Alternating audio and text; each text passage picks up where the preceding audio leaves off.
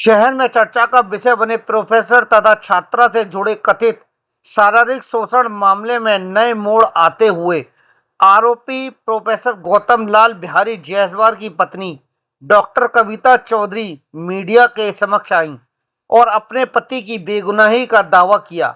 उन्होंने स्पष्ट कहा कि यह मामला पूरी तरह से सुनियोजित षड्यंत्र है और उनके पति को बिना गहन जांच के फंसाया गया है।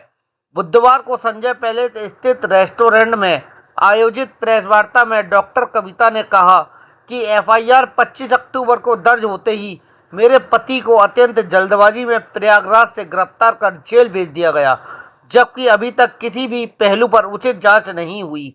परिवार सहित हम सब मानसिक उत्पीड़न का सामना कर रहे हैं।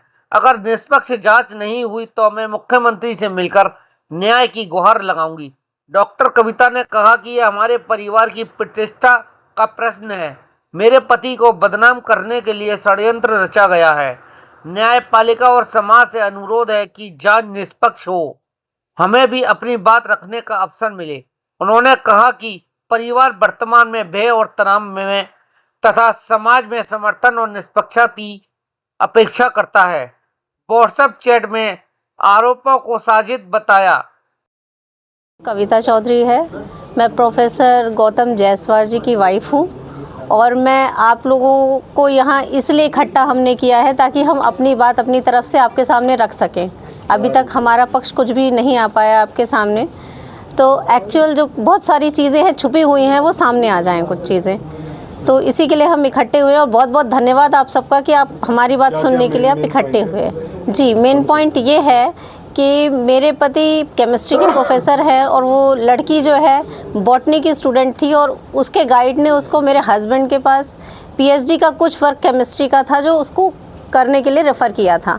इसके लिए वो यहाँ आई थी और उसका काम पिछले 2 साल से चल रहा था जो 6-7 महीने पहले ख़त्म हो चुका है यहाँ से, जबकि उसने आरोप लगाया है कि ये मेरा काम कह रहे हैं पूरा नहीं होने दूँगा, धमका रहे हैं।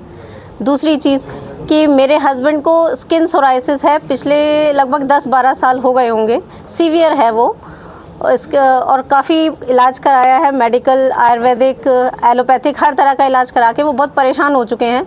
तो लड़की वो इतनी विश्वासी हो गई थी उनके कि उसने बोला सर आप वहाँ जाएंगे, ये खजुराहो बागेश्वर धाम जाएंगे, वहाँ बाबा से मिलेंगे तो हो सकता है आपकी सोराइसिस ठीक हो जाए। फिर वो बरसाने लेके गई कुछ टाइम बाद उनको कि सर आप यहाँ राधा कुंड में स्नान करेंगे तो आपका सोराइसिस पे इफ़ेक्ट पड़ेगा, आप ठीक हो जाएंगे। वो उसके बातों में आकर या कहे इमोशनल फूल बनाकर वो अपने साथ लेके गई और फिर उसकी ही बेस पे उनको धमकी देने लगी कि मैं आपको ब्लैकमेल कर रही हूँ कि मुझे पैसे दीजिए, नहीं तो मैं आपको बर्बाद कर दूँगी। और उसके पीछे बहुत सारे पॉलिटिकल भी लोग शायद जुड़े हुए हैं जो उसको सपोर्ट कर रहे हैं। ये सब आपकी नॉलेज में था कि ये बाबा जी बिल्कुल, जी बिल्कुल नॉलेज में था, मेरे नॉलेज में थी ये सारी चीज़ें।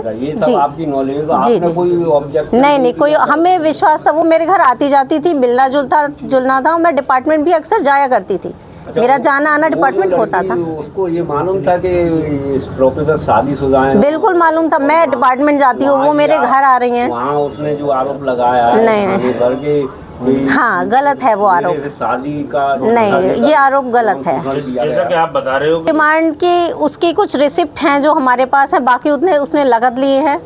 नगद के तो कोई आप कह नहीं सकते कि क्या है, कुछ उसने कभी मोबाइल रिचार्ज के बहाने, कभी पॉलिसी भरनी है के बहाने, कभी कोई और काम है फीस भरनी है के बहाने, क्योंकि वो फाइनेंशियली थोड़ा अपनी तरफ से वीक है। नहीं, आपके पास कोई ऐसे साक्ष्य हैं कि वो ऐसा लगे कि वो आपको ब्लैकमेल कर रही है आपके पति? ब्लैकमेल करने का साक्ष्य सिर्फ मेरे पास ये है जो इसमें दे रखा है इन्होंने कि चैट्स हैं जो हमारे पास, अदरवाइज नहीं है, क्योंकि हमें कुछ अंदाज़ा ही नहीं था कि इस तरह की कुछ चीज़ें हो रही हैं। वो इस टाइम जेल में है।